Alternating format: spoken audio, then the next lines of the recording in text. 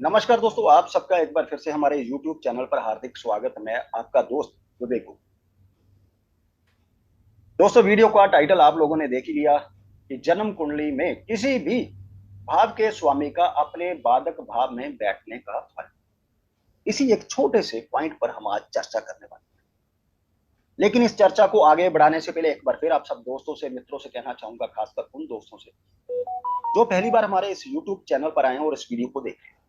यदि आपने हमारा चैनल सब्सक्राइब नहीं किया, कर लीजिए। नोटिफिकेशन बेल का बटन दबाना ना भूलिए। जो वीडियो अपलोड करें यूट्यूब पर, चाहे वो वैदिक एस्ट्रोलॉजी से रिलेटेड हो या फिर केपी या कस्पल इंटरलिंक थ्योरी के केस स्टडी, जो समय समय पर हम आप दोस्तों के लिए अपलोड करते रहते हैं, आप उन्हें मिस मत करिएगा। तो चलिए अपनी एक छोटी सी चर्चा जो आज हम करने जा रहे हैं। जो दोस्त मेरे एस्ट्रोलॉजी करते हैं या थोड़ी बहुत भी एस्ट्रोलॉजी के बारे में समझ रखते हैं, उन सबको पता है कि जन्म कुंडली के जो ये 12 लग्न है, इनमें से कुछ लग्नों के लिए 11th भाव बाधक होता है, कुछ लग्नों के लिए 9th भाव बाधक होता है और कुछ लग्नों के लिए 7th भाव बाधक होता है, और इसका स्वामी पादकेश कहलाता है। यानी कि जो मूवेबल साइन है, जो कि चर राशियां हैं, उनमें कर्क, मेष, तुला और मकर जो राशियां हैं, चार, 11th भाव इनके लिए बाधक होता है और इसका स्वामी पादकेश। जो फिक्स साइन है, सिथर राशियां हैं, उनमें वृषभ, सिंह, वृश्चिक और कुंभ 9th भाव बाधक होता है। बाकी बचे जो 30 भाव राशियां, ड्यूल साइन, मिथुन, कन्या, धनु और मीन, इनमें 7th भाव बाधक होता है, इसका स्वामी बाधक। बाधक यानी कि जीवन में मिलने वाले कष्ट, बदनामी, बनते कामों में रुकावट, किसी काम का ना बनना, या फिर हम ये कह सकते हैं कि मानसिक या शारीरिक परेशानी, या मृत्यु तुल्य कष्ट भी कह सकते हैं। लेकिन ऐसा नहीं है कि इस बाधक भाव का जो स्वामी है, जिसे हम बाधकेश कहते हैं, इसकी दशा, अंतरदशा जब जीवन में आएगी, आपको ये सारे बुरे परिणाम भुगतने पड़ेंगे, ऐसा नहीं। उसके लिए उस बाधक भाव का जो स्वामी है, बाधकेश है जो, उसका पीड़ित होना लाजमी है।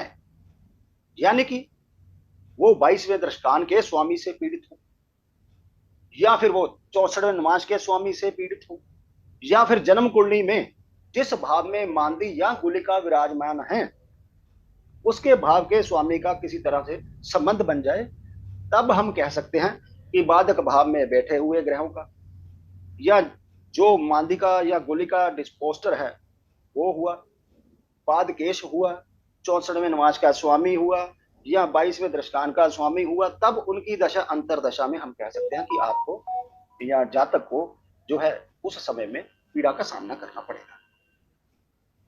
लेकिन यहां मैं ये चर्चा नहीं कर रहा, मैं इससे थोड़ी सी हटकर करने जा रहा हूं। अकॉर्डिंग टू चिंतामणि, स्वार्थ चिंतामणि, उन्होंने कहा है कि इसके अलावा भी जन्म कुंडली में किसी भी भाव का स्वामी जब अपने बाधक भाव में बैठेगा और पीड़ित हो जाए, तो उस भाव से मिलने वाले फलों में कमी देखने को मिलेगी, वो भाव सफर करेगा। चलिए इसी को लेकर मैं चर्चा करते हैं। स्क्रीन शेयर आप दोस्तों के साथ करने जा रहा हूं। ये रहा दोस्तों लग्न, तुला लग्न का चार्ट है।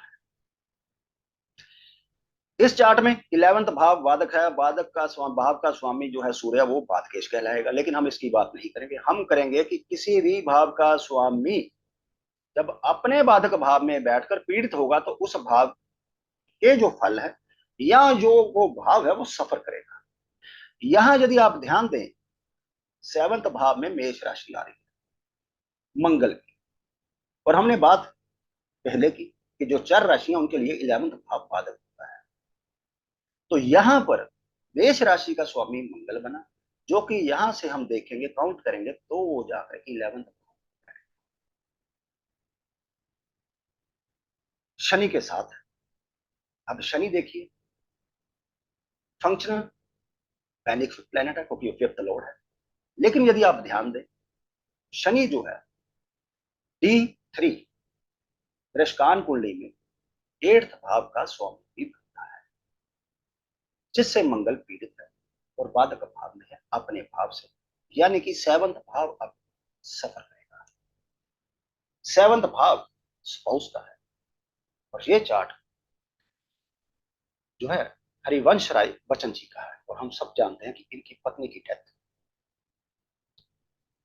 इनसे पहले हो गई और कम उम्र में।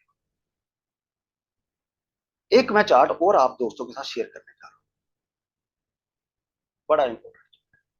वैदिक एस्ट्रोलॉजी का नियम है कि कोई भी प्लेनेट अपने भाव को देख ले, उस भाव की वृद्धि करता है।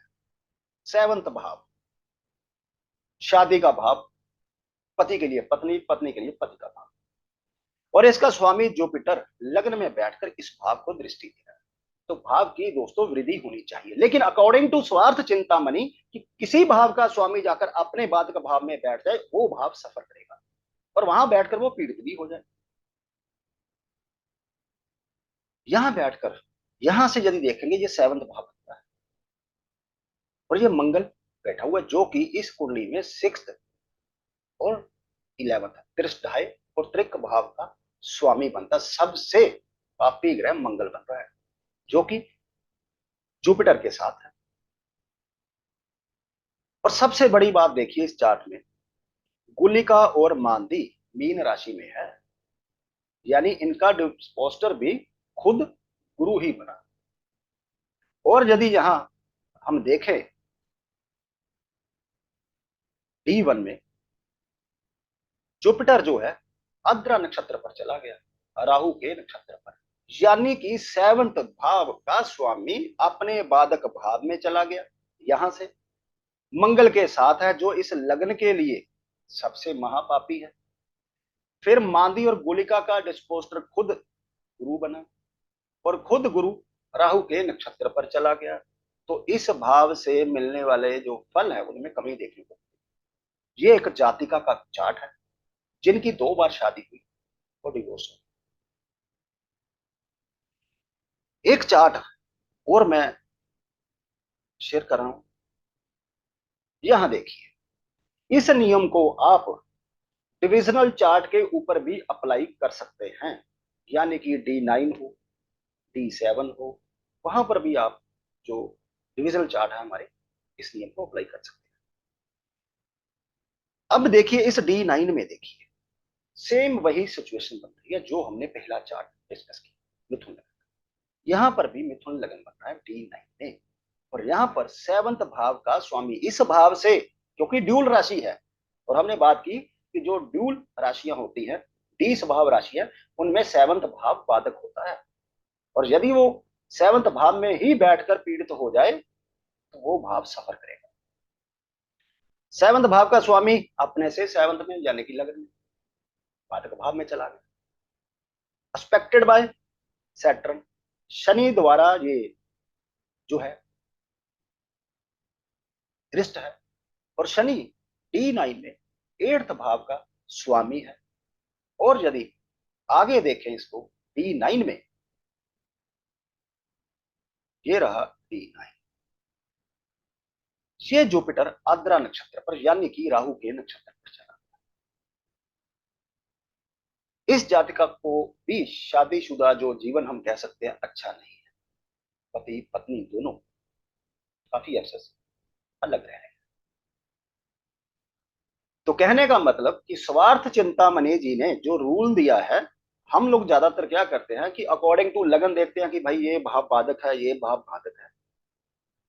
उनका कहना है कि आप लगन लीजिए, किसी भी भाव को उठा लीजिए, यदि उस भाव का स्वामी अपने भाव से बाधक भाव में जाकर पीड़ित हो गया तो वो भाव जो है सफर करेगा दोस्तों, आपके मिलने वाले सुखों में आप कमी देखेंगे। तो मेरा कहने का मतलब छोटा सा नियम था एक, लेकिन मैं आशा करता हूं कि आपको ये सूत्र जो है, ये जो नियम है, जो ये रूल है स्वार्थ चिंतामणि जी ने दिया, आप इसे याद रखेंगे, और जब आप कोई भी प्रोडिक्शन करेंगे तब आपके वहां ये रूल जो है काफी काम आने वाला है।